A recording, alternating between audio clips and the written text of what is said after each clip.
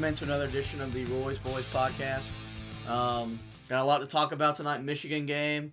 Going to answer some tough questions. Going to welcome in my co-host, as always, Anthony. Friend, how's it going? Gotta say it's a tough week, man. I'm having Carolina basketball withdrawals already.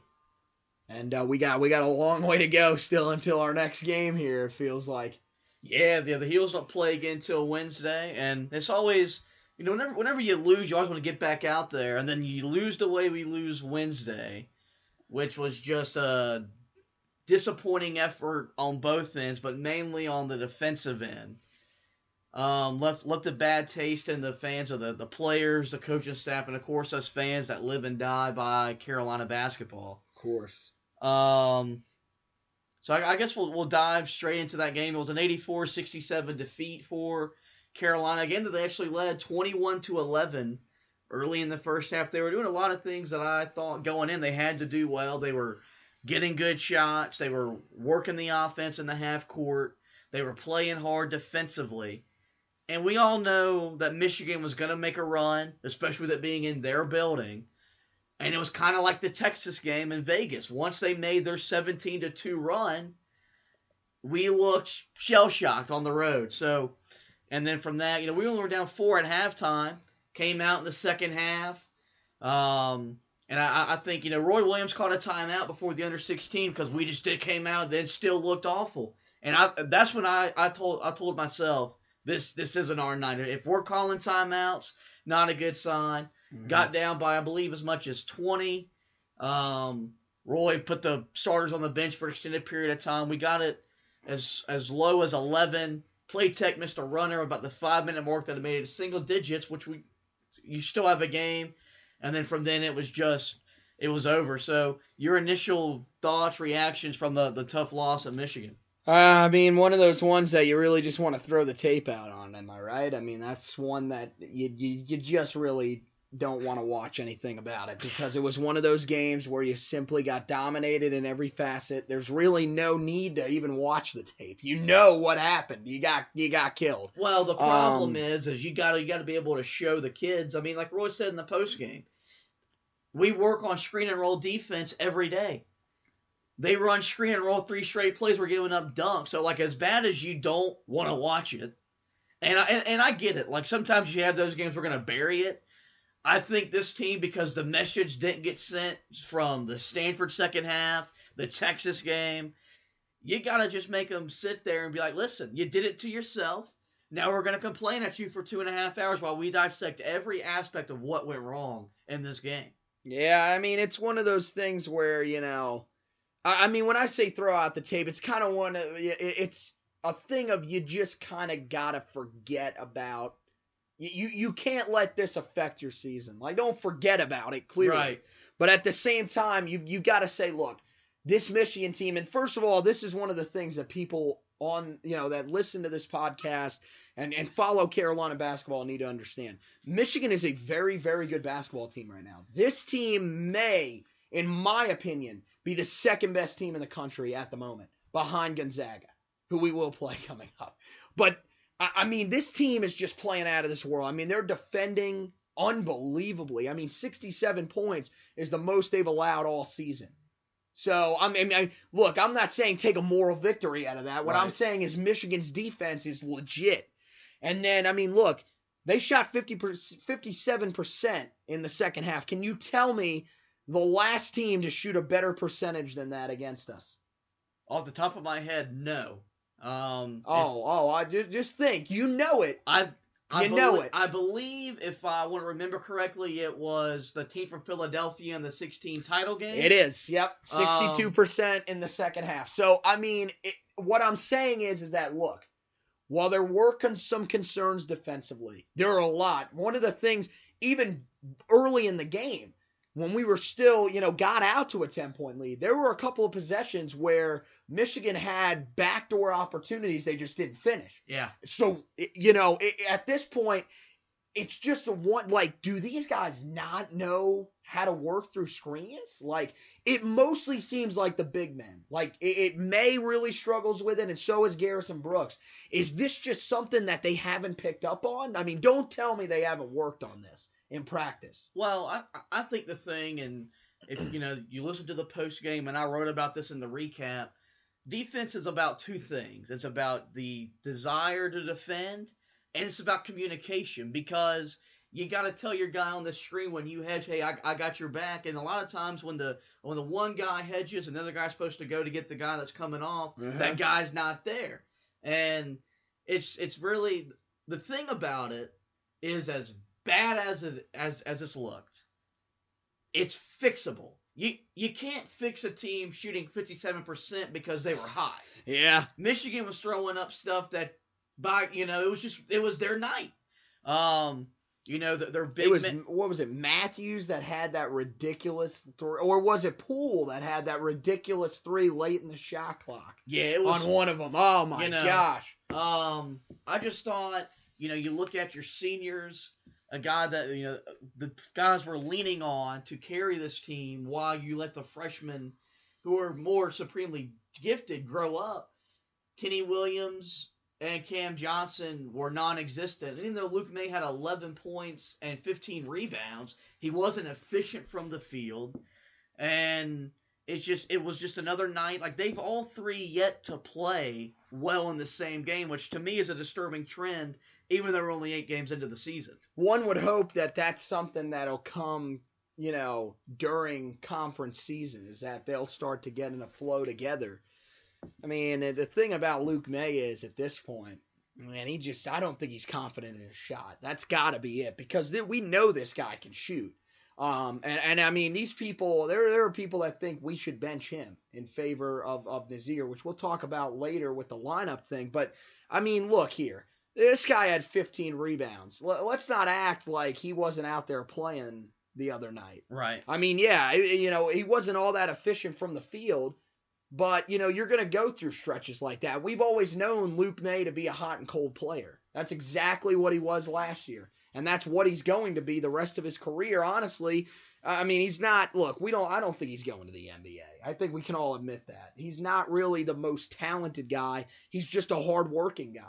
And trust me, he'll get in the gym and get this fixed. By conference season, I think he'll be – I'm not saying he might be – at the level that maybe was thought in the offseason, ACC preseason player of the year, that may have been a little bit of overhype on him a little bit. But at the same time, this guy still has the ability to be effective. It's just, something's going on right now. And it's really, like you said, it's all the seniors. None of them are playing confident. Yeah, I mean, I think the thing with Luke May was you had the Luke May before last year, which was the preferred walk-on. Then he has the shot in the 17 run to send us back to the Final Four. So he already etched his name in Carolina lore, because you beat a rival of the program to send us back to the Final Four to help us win a national championship. And then last year he breaks out on the scene, had 3 30 and 15 games in one season alone. Was the most improved player. By the way, let me tell you, the guy, one of my guys that I work at FNZ with, T-Bone, who's a Duke fan, he actually stood up for Luke May on Twitter the other day and was arguing with this Carolina fan that told him that last year's 30 and 15 games from Luke May were more based on his teammates. It wasn't on him. He didn't play well. Right. We're just going to ignore that. Which I can't believe that. I can't believe there are Tar Heel fans that have that mindset. So I think the thing is, he was so great last year that everyone was like, oh, he's going to come back and get even better. Yeah. It's hard to get better when you've maybe already reached your peak. And this is something I wrote about and I've put on Twitter and I've talked to you about when we're not potting. It's not that they got to be this much better. They got to be more just consistent on both ends. Take the good shot, but also on defense, communicate, fight. Right. Kenny Williams, there's no point in guarding a shot 10 feet from the basket when you've let your guy get that far in on 3 dribbles, because you're not in his hip, you're not where you need to be, and he's blowing right by you. I thought the thing that really when I looked back at the game and I was looking at the stats, okay, where all do we get beat? We got rebounded them by 12. And normally the way that our program, the way we value the rebounding of the game, you rebound an opponent that has two legitimate bigs, something that we were still worried about as going into the season. We held our own on the glass. It was just we allowed Brazdeikis, I think is how you say his name, and Teskey to get easy open looks, too many dunks. But I thought the rebounding, the fact that we were that plus 12 on the glass and we still got beat by 17 was very disheartening. I mean, the thing is, the fact of the matter is they didn't shoot well on the other end. Offensive execution was not there for us all night. I mean, you shoot 39% in a game. That's where your opponent's shooting in the mid-50s. That's not going to do you much. I mean, the thing about it is like when you look at this team, you've got to sit there and say to yourself, especially like we saw it with the second lineup, who is this guy that can come in off the bench and really score the rock consistently? Because, I mean, right now, I'm not afraid to admit this, and nobody that's sitting at home listening to this should be afraid to admit this. It's not Nassir Little. He's not doing that off the bench right now. He's not. And that was what we were hoping from him. We saw it the other night. We got up 21-11, put in the second unit, I guess, as you would say, and did nothing. Nothing at all. And that's got to be your guy. We thought coming into the year for the first time in really a long time, we could do that where we could go with the full, as they call it, hockey line change and bring in 5 new guys, and because we had Nassir Little, we would be fine. And that could not be further from the truth. The second unit just wasn't effective, and, that seemed to get them out of a rhythm. And it's like you said, I thought that, it was very similar to the Texas game, especially with the fact that they got up by 10, and I think felt confident in themselves, and then it just seemed the first time that someone punched back, that was when, they never responded. They never responded after that first run, it seemed. Yeah, they looked like a team that, I thought going in, and I believe that's probably the second toughest environment they were going to play, outside of when we go to Cameron in February. And it seemed like once Michigan got hot and they started hitting threes and they dug in defensively, the environment got to them. The physicality, I thought, of Michigan's defense, whether they were fouling or not, is not really the issue. It's just more they were more physical than we were. I think that shell shocked them, and I don't want to come across when I make this comment as a complainer of Kobe White's game and as a player. I think he's going to be a great player for us. I think he got lost in the whole, well, we're struggling, and I'm good enough to go down there and save us. And I'm not saying he was playing hero ball, but, I mean, I like the kid's confidence, but you're the point guard. I'd like to see you kind of not dribble the ball down, jack up a shot, at least get a couple passes in there, get some other guys some looks.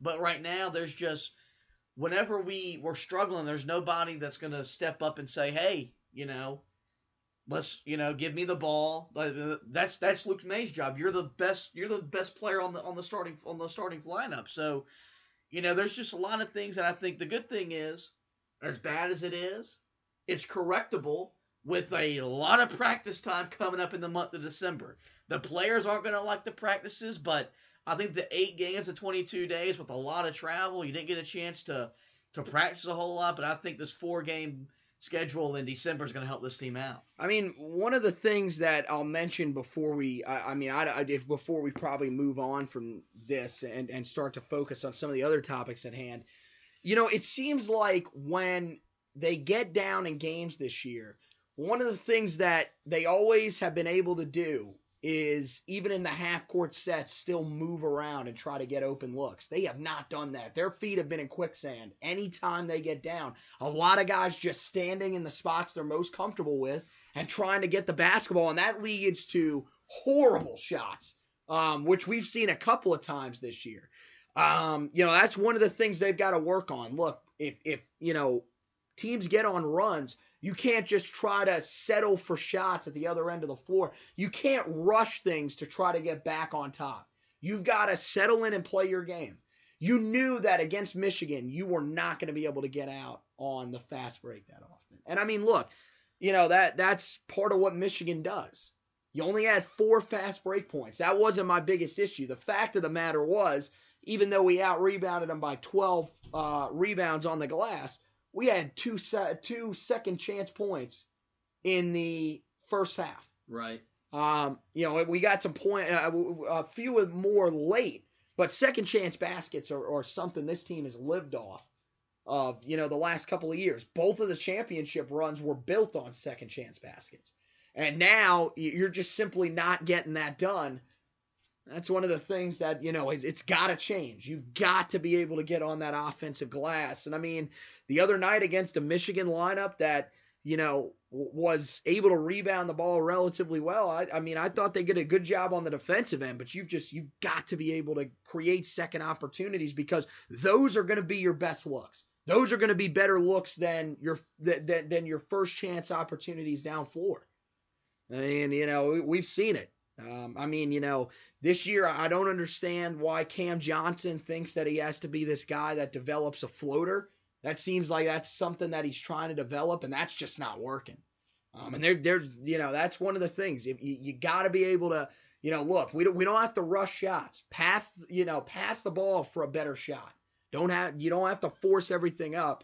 You talked about Kobe White trying to play hero ball. It feels like everybody's trying to play hero ball.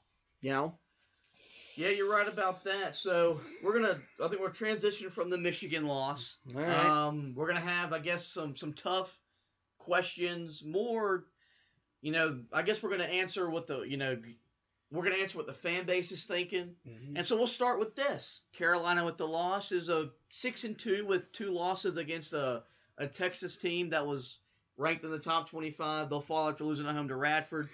And then losing at Michigan, who, in my opinion, I agree with you, probably at least top 3. Had the look of the R17 team that they got to the title game the year before. They're on a mission. They've bought in completely. 6-2 is not bad. This is a long season. We knew with the non-conference schedule, losses could happen. And we know with the conference schedule, losses can pile up. The reaction I got the other night was, it's time to panic. This team with 2 losses in November, that's inexcusable. I know how you're going to feel about this, so I'm going to go throw us in a different direction. Well, on a scale of 1 to 10, what is your panic meter right now for Carolina? 1. I'm going to tell you right now, anybody that thinks this team is, this is what they're going to be come March, you're a moron. You know nothing about Carolina basketball, clearly. Actually, you know nothing about college basketball in general. College basketball is a long season. Everybody thinks this is not like college football, ladies and gentlemen. You have a lot of time to correct things. We'll talk about it here in a minute. You have 4 games in a month. That's a lot of practice time. And I'm going to tell you right now, this team is 6-2. Roy's going to have those boys in the gym just about every day. So, look, they're going to get everything, I think, figured out. I'm not too concerned with this team. Now, the only area that I can understand some concern is defensively, because this team really, Roy said it on Roy Williams Live the other night. He said, look, this team is as far away as we've been defensively in my time here. That's a bold statement from Roy. That's really bold. Let me toss you back to the 2010 team there really quickly. Yeah. Whew. But honestly, look, I'm not overly concerned about it. Look at the amount of talent that we have on this team. You've got, we were just talking about it, but ACC preseason player of the year in Luke May. You've got a 5-star recruit in Nazir Little. Kobe White, your point guard, has played much better than expected. Kenny Williams is a senior who's been there, done that before. He's gone through the tough stretches like this before. He'll get himself back on track, especially defensively. Same thing with Cam Johnson. His shooting will come back. It's just that's the way that Cam Johnson is. There's no reason to freak out. It is November. It's November in college basketball season. Relax. 6-2 is not that bad. The Texas loss, we have one of these every year. I don't know how else to explain it. Can I tell you why we have one of those each year? No. I've been trying to figure that out for what? How many years have I officially been a diehard watcher of the Tar Heels now? For me, it's been since the 6th grade. 11. So. 11. Yeah. That was both of when we both got into, watching every game every time we were on. Yeah, I'm telling you, there's no reason to freak out. The loss the other night was to a Michigan team that, honestly, if I said today, who do you think would win the national championship? I think if it's my Final Four right now, it's them, Gonzaga, Kansas, believe it or not, even though they struggled against Stanford today, and then Duke. I'm telling you, Michigan is that good. John Beilein is a phenomenal coach. And I'm not saying that he's a better coach than Roy. I'm just saying that John Beilein had a better game. Yeah. He was in his building. So calm yourselves, because you look stupid if you think that the season's over. If you're like Mark from Gastonia and think we're going to the NIT, reel yourself in. Reel it in, baby. Because we're not that far gone. Yeah, I'm going to reply to your one, and I'll agree, Are you at a 1, though, or are you a little bit higher? Maybe a 2 or 3? Yeah, I mean, maybe a 2, just because, how long is it going to take for us to get right defensively? But while you were going on your little segment there, I was thinking, let's just go in recent memory with this program and their losses in the early part of the season.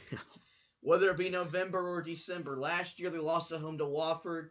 They still finished tied for 3rd in the ACC, made a run in the ACC tournament before bowing out in the second round of NCAAs.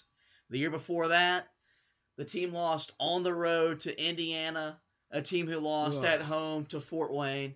That year, won the ACC, won a national championship. Which can I say that might be arguably a worse loss, that Indiana loss, than Texas? Because I still think Texas can make the tournament. Yeah, and then the year before that, even without Marcus Page, lost on the road at Northern Iowa, and they responded by winning the ACC,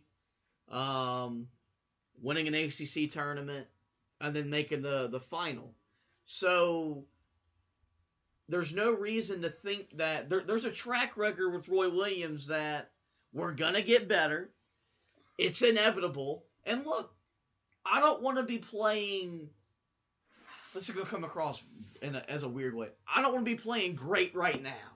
Do I want to be winning and playing at a high level? Absolutely. But do I want Carolina to be playing their best basketball as we sit here on December 1st? Hell no. If somebody, I don't care who you're a fan of, if you want your team to be playing at its best right now, then you better get ready for a disappointing finish to your season. I want to be playing great. Not even when conference play starts. Really, this is how I gauge the season. Our season starts the first time we play Duke. Whether we're in Cameron or it's in the Smith Center, that to me is like, okay, now it's go time. You're playing your rival. Normally the ACC backloads our schedule for some ungodly reason. And that's when I'm like, let's start getting ready for that March run. In February, not December. So I'm not gonna sit here and freak out that we're 6-2. Did I want to win Wednesday? Yeah. I I love winning those kind of games on the road. Oh yeah. Big time environment. I picked us to win the game. Late 9:30 tip on ESPN with Dan Schulman and Dick Vitale, who was for the most part pretty competent up until he made the comment that this was a disgraceful performance and the players should be embarrassed to wear the jersey. So yeah, I love winning those games. But I also like winning in March a heck of a lot more than I like winning in November. So I'm going to trust the Hall of Famer. Oh, yeah, I'd rather lose now, yeah. Who's won 3 national championships. And that's crazy talk, man. Who the hell would do that? And just the way that this program has transformed really since the 09 team where they've just gotten better the later the season's gotten. That's what I'm looking at. That's the problem is everybody always wants to compare that team to the 09 team. I mean, they did it back in 16. They did it back in 17. There is never going to be another team like that 09 team. I truly believe that. And that team lost 4 times. Yeah. They started 0-2 in conference play. Lost to Boston College in conference play. So there was your bad loss in 09, ladies and gentlemen. We figured it out. Yeah, we'll do that. We'll do that next time. We'll go through and pick out all the bad losses each season and break down which one was more disappointing, yet we rallied from it. There you go. Because it seems like whenever you get into these, whenever we lose a game like that, everybody seems to have selective memory about those games of the past. Oh, that didn't happen. Yeah, they never lost to UAB. They never lost to Belmont. The 17 team lost to Georgia Tech to open conference play. Oh, my God. Remember that game? Oh, my Lord. That was awful. At the end of the day, look, if we're barely above, if we're 500 in conference play in February, come talk to me. Well, then we can have a discussion. But right now, even then, it depends on where what is happening in February, mostly late February and March. I'm going to tell you what matters about the tournament. Getting in.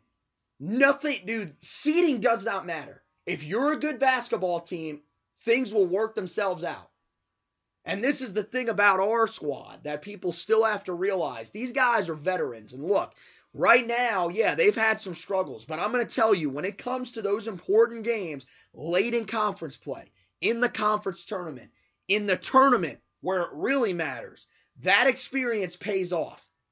Because when you're in those tough situations, you've learned how to play through that the entire year. That's why Roy doesn't call timeouts. Because he wants you to learn how to play through adversity. Because if you don't know what adversity is like when you get into conference tournament time and the tournament, you're screwed. It's really that simple. Because you're going to run into those moments. And we've run into them multiple times. Remember, our last 2 championship runs, our second round games, we nearly lost. Right. To LSU and Arkansas. But we knew how to adjust because of what we did earlier in the season where Roy may not have called timeout. I mean, I don't understand why people are so cautious to trust Roy. This man has been doing this for 30 years, ladies and gentlemen, at a Power 5 program. He did it at Kansas, and he's done it here. He knows what he's doing. He knows more than we know, okay? So let him do the coaching. And let's just focus on, we can have conversations like this. But if you think that Roy right now might be, he may need to retire because he doesn't start Nazir Little. Please stand up off your couch, take your head, and remove it from your rear end. Because clearly it's up there. That's all I've got to say on that topic.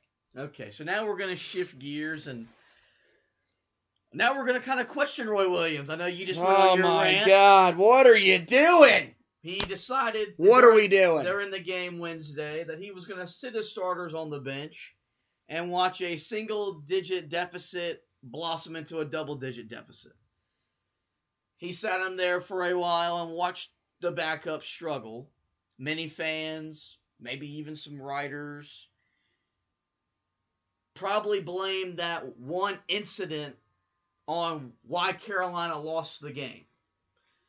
And so my question to you is even after calling timeout, which he very seldom does, Right. Was that the right move for them by Roy Williams at that juncture in the game where the game was still in doubt, or we were still in the ball game?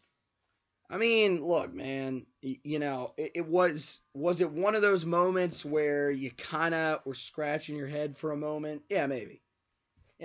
But the thing is you understand from watching Roy coach for the last few years what he was trying to do. He's making a point that, look, just because you guys are the starters, we don't have to put you back in. You weren't playing well.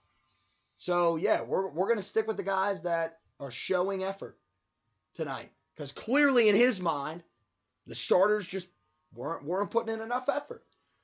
And this is the thing. When you look at this move, a lot of people will say, "Well, what is this? He's not. This isn't a move to win games. This game." No, but it is a move to win games down the line. They're going to know that, look, clearly we did something wrong if he didn't put us back in the game. And we knew it. We talked about this off pod. We love to, sit here and laugh about some of the stuff that Roy does. One of our favorite things that we love about Roy Williams is the sit back in the chair and not even look at the court. We saw that the other night. We knew what was going on. We knew it. And so, to me, I wasn't shocked by the move. I don't think we would have came back and won that game anyways. Who's to say we put the starters back in the game and the same thing doesn't happen? Potentially, it gets possibly even worse. Because here's my thing. Everybody says, well, we should put the starters back in. What had they shown you all night that said, well, we put them back in, we're winning this game? They hadn't shown me anything. Yeah. I'm being honest. I, for one, was calling for the move to be done in Vegas when we just, against Texas, didn't look like we cared, and against UCLA, we came out with this lackadaisical focus. It's not unlike him to do the 5-for-5 swap when he gets angry. I, for one, was honest he didn't throw the sport coat. Not mainly at the officiating. Normally that's when it happens, is when he gets a bad call and he loses his mind. I thought maybe when Cam Johnson threw the ball from one end of the court to the other, or a guy missed a rotation or something like that, so I was fearful for the sport coat and whatever player on the bench was getting it. I wouldn't have gone with the sport coat. I was worried about the JP Tokido-like thing where he just gets right up in his face and is just asking him, what are you doing? Yeah, but for me, when they showed him on the bench and he's got his hand on his knee and he's just kind of sitting there, and look, I was in a bad mood. We're getting our ass kicked. I was just like, that's why I love the guy, because some people think that's not coaching. That's more coaching than him sitting there yelling at him, because that's when he's telling you, I can't do it for you. I can tell you everything in the world what to do, but I can't make you do it. And to me, that's what it was. I'm going to sit here and you're going to figure it out, because it's not his job. I get mad, so he needs to call timeout when we give up 8 points. Was it his fault they gave up 8 points? I'm going to tell you, when he called timeout the other night, game was over. I literally thought about, you know what? I should probably just turn over and go to bed now, because game's over. You knew it. He does not call timeouts, and I don't really care what anybody thinks. I love it. I just told you. I love that he makes the guys play through it. Yeah. Makes them stronger mentally. I've always thought that that's the way. It's not his fault they gave up the 17-2 run. He's not the one on the court. Now, can he make adjustments? Yeah. But at the end of the day, basketball is a game of runs. Those kind of runs are going to happen. It's how do you handle that when they come out and hit you? He's also preparing these guys for life. Do you realize that by doing that, he is showing them, look, if you dig your own grave, you got to get your way out of it. Yeah. There's no, I'm helping you out. No, this is what you did to yourself. Now fix it. And so, I I'm not one of those guys that says, well, he doesn't know how to use his timeouts correctly. Man's got 3 championships since coming back to Carolina. Clearly, he knows what he's doing with those timeouts. I mean, I don't know. I mean, maybe that's just me. But I'm not going to sit there and question how he uses the timeouts. We go over, I cannot believe this. I'm telling you, we're going to be doing this podcast next year, and we will be saying we will have the same episode of this podcast because it's the same crap with this fan base every year. I don't get it. I don't get it. I mean, how many times do we have to go through this where you think that early in the season it's over? We need to sit here and tell Roy that he needs to call timeouts. Maybe he's just losing it. Like, I mean, how many times are we going to play this game? It's ridiculous. Right. Okay. Enough on that topic. I mean, let's check in on what Roy has to say about this. Plain and simple. Thank you, Roy. You're all over it, man. You're all over it. So we're going to have, this is our final question topic discussion. This is going to be 2 in 1. Dude, this has been heated. So yeah, we need to get it out. This is it's getting a little hot in the kitchen here, man. Carolina's played 8 games in 22 days. Not a whole lot of time for practicing. To work on the things that they need to work on because they do got to go to class. They do got to do some other stuff other than play basketball. True. They play 4 games in the month of December, the fewest since Dean Smith's first year on campus where they played 3. My question is, with this much available time to practice, now they will have exams and a Christmas break. Right. But you're also going to play the number 1 team in the country in Gonzaga and whether they're top 10 or not, but it will probably be a top 10 ranked Kentucky team. Do you look at this point in the year, and as much as Nazir Little hasn't been what we thought we were going to be off the bench, do we put him in the starting lineup because we have enough practice time to work this out and make the switch now instead of waiting until we're in conference play and we're 0-2 or 1-3 or whatever? Or do we ride it out? You stay confident in Garrison Brooks and see if they can right the ship with the guys that are on the floor when they tip the ball off. I mean, I think now might be the right time because you're going to have so much practice time. I mean, honestly, what I would do is, look, Nazir to me hasn't been, I mean, the thing is look, Nazir hasn't played bad, but this notion that he automatically should start, I mean, look, has he really played that great, and has Garrison really played that bad to result in him, being this criticized? I mean, they've got stories written about this. They have NBA scouts that are trying to tell Roy, oh, you should start him. Well, here's my question to the NBA scouts. Are you at every practice? Are you at every game? I don't think so. So the thing about it is, look, I think, throw him out there. Let's see what he can actually do out there as a starter. Throw him out there against UNCW. Because that's an inferior opponent. He should be able to come out and do something. If he's coming out showing, no energy, which is not what he does. Right. His problem is almost, I think he shows a little too much energy at times. He gets a little, I mean, it seems like, his shots are off early in games because he's trying to settle himself down. And that's something that he's got to figure out as a freshman, and it happens. He'll figure it out. But would I put him out there? Yes, and I told you this earlier today. I think mainly what you got to start doing if you're Carolina, you've got to go with the guys that are the best matchup for the team that you're facing. Because I think we've reached that point where you have guys that are flexible enough. Look, if you have to bring Garrison Brooks off the bench, I don't think he'll mind that. But if you need him to start, Garrison's not going to be that guy now that's, I haven't started a game. That's putting a little too much pressure. He knows he's been a starter for a while now. This guy knows how to play. So I think, you've got to almost just, go roll with what the matchup is and throw these guys out there. Like the other night against Michigan, Nazir probably should have played more. against them, just for defensive purposes. I don't think he shot the ball well at all. Not going to lie. But he should have been the one matched up against Brazdeikis, and we should have had May inside with Teskey. Because mainly just because Luke May was just struggling with Brazdeikis. I mean, what do you expect? Brazdeikis is a small forward playing at power forward. That's exactly what he is. The kid can move. Luke May really can't.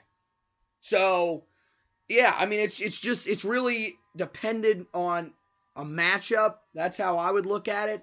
But if you're going to make the move, yeah, now's the right time to make it because you're going to have a lot of time to get these guys familiar with each other. And this is the thing about that. You've got 4 games in a month.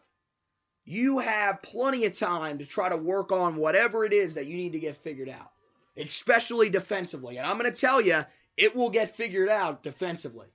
That's what they're going to be working on. We really don't need to work on a whole lot else. I think if we take care of our business on the defensive end, the other things will come because then you're going to get out on fast breaks, which leads to less half-court possessions, which is something that we've always wanted to avoid. We're not the greatest. We've never bragged about being the greatest half-court offense in the country. That's just not what we are. We want to speed you up. So, and that comes with good defense. That comes with creating turnovers. That's what we've got to get back to doing. We were doing that a little bit earlier in the year. I mean, granted, it was against inferior opponents, but that's the thing. If you can get some of that momentum going once again, that'll help. So it'll be interesting. I'm going to tell you, there's a lot of practice time. This is the time where I think they can get this figured out here in this next month. Yeah, I'm going to have to agree with you. That may be shocking to people that are going to listen to this. Yeah, I think these people are just mentally stunned right now that we are agreeing on topics. Because I was a guy from the time the season ended and we knew we were getting the talent that was Nassir Little, that he shouldn't start. And I like that kind of player coming off the bench and what he can bring, the kind of Marvin Williams role for the 05 team had. But right now, I just think they need something. Right. And I'd rather do it now. Yep. Than when we've lost to Gonzaga and Kentucky and we're even down on ourselves. It's not anything against Garrison Brooks. I think Garrison Brooks has been what you expected out of him. He's gonna give you second chance shots. Oh yeah, I agree. And he's gonna rebound the ball at a good enough rate. But I think you put Nassir Little in. How many guys in the country can match up with him physically and athletically? Less than a dozen, I would assume. Hopefully with that you would spread the floor for Kobe White to drive the ball. And then with the drives you have kickouts for Cam Johnson and Kenny Williams. Right. And then even hopefully the spacing helps Luke May. The question is, and this was the thing last year when we went small, you had the buy-in from the guys to get on the rebounding. Theo Pinson had no problem going to the glass. Cam Johnson got more aggressive on the rebounding. Which he'll have to be if Nassir ends up starting. And that's the thing with Nassir is everyone talks about he plays with energy. You're going to have to spend a lot of your efforts boxing out your man, locking down rebounds, because if not, then playing small is not going to work. Which he's shown at times. I don't think that's necessarily been as consistent as maybe some would like. But I think if you put him in the starting lineup, that those numbers might change a little bit. But I think for the most part, he's a guy that would buy into that.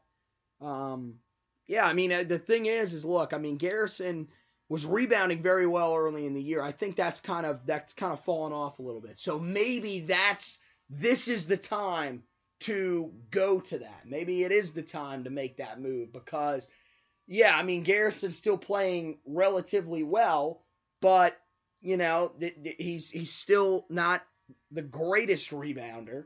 So, yeah, maybe you do end up going with Nassir, seeing if you can't get the same, maybe just a little bit below what Garrison was producing on the glass.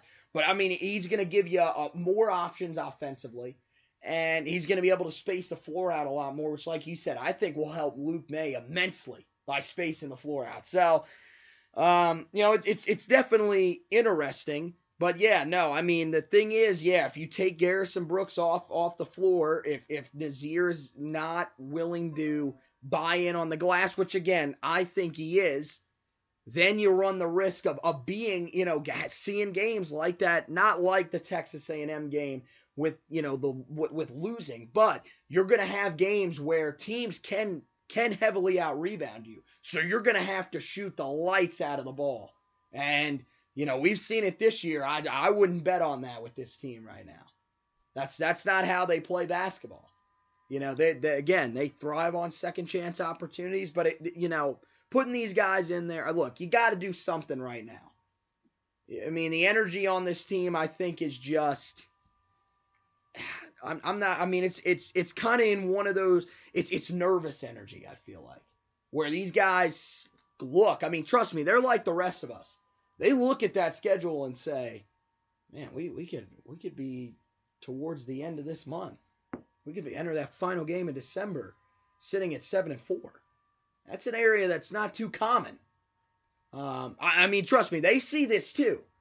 So maybe a change, maybe some revived energy that would help them, and that might be with a lineup change. Okay. We'll move into the final portion of this episode with a look at next week's opponent, UNC Wilmington. We're not going to spend a whole lot of time on them and who they are and what they do, because quite frankly, they're not on television. I know they were playing tonight against Davidson and were losing late. Davidson, a good basketball team who we will also face later in the year. Yep. I think the thing is it'll be Carolina. First off, they're coached by C.B. McGrath, a longtime assistant under Roy Williams, a former player, a guy that I loved seeing on the bench. I thought he brought a lot of energy to the bench and was a really big part of this team's success. I was glad to see him get a head coaching job, taking over for Kevin Keats, who, of course, left for NC State. And I think he's going to do a phenomenal job. So the thing is with that, he's going to know us as good as anybody. What we want to do, how we're going to try to do it. Now the thing is, he probably runs his program the same way Roy Williams does. So Roy's going to have a pretty understanding of what they want to do. This is another game when you're playing a team that's inferior on talent. It's not about them. It's about us. It's Carolina's first game in a week. Are they rusty? It's a 9 o'clock tip. What's the interest level in playing the game?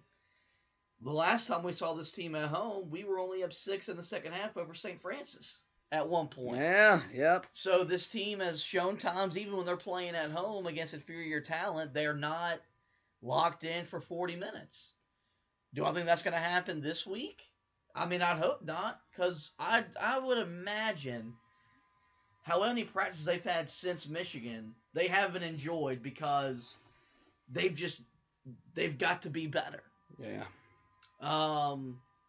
So as we look for the Wilmington game, what is something you're going to be looking forward and what do you expect to see on the court Wednesday night? I mean, you got to come out with the mindset that, look, we're better than this team and we got to prove it. Because, I mean, look, the thing is, you can never take any of these opponents lightly. We went on the road against UAB, what was that, back in 2014? Yeah.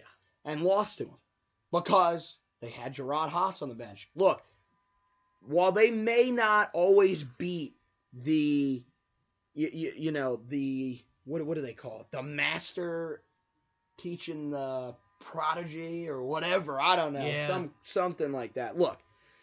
These guys know a lot about what Roy likes to do. They're going to game plan for it. So, yeah, it's not going to be easy. You got to come out with a renewed energy because, look, I mean, this is the mindset that you have to take. This may be the final game that we win for a while. Because we got Gonzaga. We've got Kentucky. The other thing that you've got to do is you got to look at this game as one of those games where you can build momentum and say, look, if we win this game, that at least helps us to have something positive going when we come back here in 10 days to take on Gonzaga. Because that game, I don't care what anybody says, that is probably the toughest out-of-conference game that we've had in recent memory. So we got to be ready to go for that one. So, this is a chance. Gain some momentum. Maybe get a couple of guys that have a good shooting nights.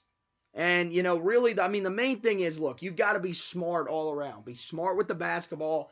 Be smart with, how you're playing defense. Because we've seen it multiple times this year where one of the things that I've noticed is, look, when fouls occur, they snowball. You have you have 4 or 5 straight possessions where you're fouling guys. And that just can't happen. You've got to be able to keep your guys on the floor because as we saw the other night, Coby White playing great, picks up his second foul, comes out of the game.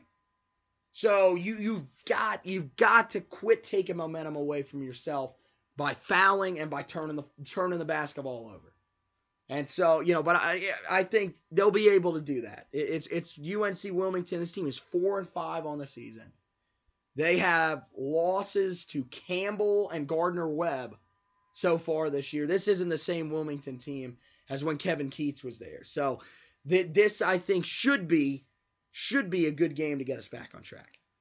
Yeah, I'm with you. I think this is a very good chance to right the ship. Work on the things defensively you got to work on, communication, rotation. Whether Roy Williams chooses to throw a different lineup out there or not, we don't know. You figure, though, you'll see different lineups because he's still tinkering to figure out what he wants to use going forward. And that's what these games are for. These are the games that you have because you got to play them. But for right now, this is a very good game to have because like you said, you need to get some confidence back in the guys. Right. Have some good feeling when they, these guys are walking around campus. And ultimately just win because these long days when you don't play and you have a loss, it's not a good feeling. It weighs on the mind, man. Yeah, and so I just hope they come out focused. Hope the fans that are there behind this team ready to go, even though it's a Wilmington team. Be loud. We need what Michigan had the other night. The crowd makes a difference, and when I look at it, we normally do our player to watch, pick to click, whatever you wanna say. I'll go first. Mm-hmm. I'm gonna go Cam Johnson because he was so bad against Texas and rebounded with a strong effort in the UCLA game. He was as bad as we've probably seen him in Carolina against Michigan. And the hope is you're back in your home gym. You've had some time, practice, film. Hopefully he's the Cam Johnson that started off shooting, I believe, over 70% from 3 early in the year.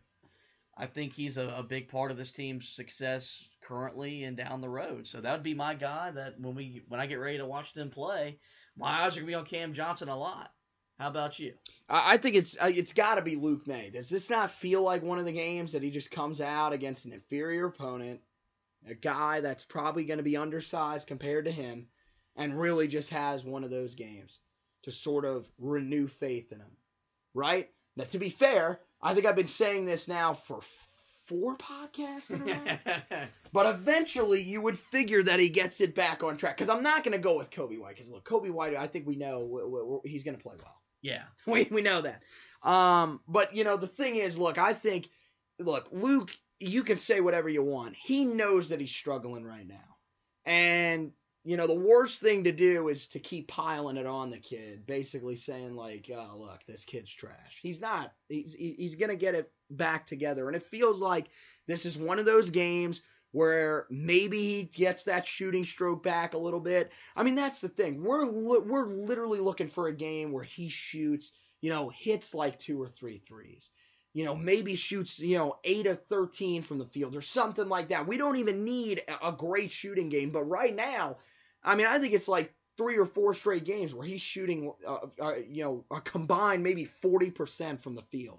That number's just got to increase. And I feel like this is the type of game where he gets it back on track, restores a little bit of confidence, and, maybe that could be something big for Gonzaga, which comes in 10 days later. So I'll go with Luke May. I think maybe he jumps out and has a nice game in the Smith Center in front of a home crowd that really it just, we haven't been in front of a lot this year. Yeah. So. Okay, yeah, I mean, I'm with you. Hopefully he gets back to playing the level that we expect him and want him to play at for our selfishness as fans and for him personally as a player. So I think we're going to wind this down. Is there anything else you need to add to this podcast? I think we're good, man. This is about as much as we could get out. I think we're kind of like the players. We just want to get it back out there on Wednesday and then try to get this thing going back in the direction that we know it's eventually going to be going. Okay. As always, we'll get this uploaded. I'll tweet it out, post it on Facebook. We now can subscribe, right? We've hit our numbers of. Okay, well, yeah, you can always subscribe right here on Spreaker. It has been submitted now to Spotify, which who knows if they take forever to respond. iHeartRadio as well. That one should be relatively soon that they'll respond. We'll also now submit it to iTunes. We'll submit it to Google Play as well. So there'll be multiple areas that you guys can go ahead and check it out. We've gotten off to a solid start, so I think it's going to give these podcast companies something to look at least. And so, I feel pretty confident we'll have it up there. But yeah, always, if anything, you guys can always subscribe right here on Spreaker. That's where we do everything from. That's where it gets uploaded to. So yeah, help them out. They run a great site that helps, guys like us that are podcasters trying to get it off the ground and maybe don't have the significant funds that radio stations do to get their everything off the ground. So yeah, that's where you can subscribe. And of course, Tell them about your blog, man. I'm not the only one that's got a blog rolling. Yeah, I've been, writing some stuff. Pretty much what we talk about. But sometimes I write a little differently. Mostly it's been previews and recaps because it's been a lot of games early. We're going to have some downtime. I have some fun topics I'm going to write about. And I hope y'all guys check that out. That'll be, of course, on Twitter and Facebook and all those social media venues. And as always, if you want something that you want me and Anthony to talk about, feel free to tweet us, Facebook us. That's what we're here for. It's about you guys that love Carolina basketball just like we do. So we did have one request, by the way, after we forgot to mention this, for a talking topic. It was, when is Roy going to be fired, from our man Gano. Gano, take a hike off a short cliff, bud. That's not happening. That's you're gonna live and die on that hill alone on this podcast, there, bud. Yes, sir. So, oh my God. This is gonna wrap this one up. Anthony, thank you for joining me. Yeah, man. It was fun. We'll be doing it again. Hey, we'll see you. We'll see you next week, guys. Yeah, we'll see you next week. Thanks, you guys, for listening. Go Tar Heels.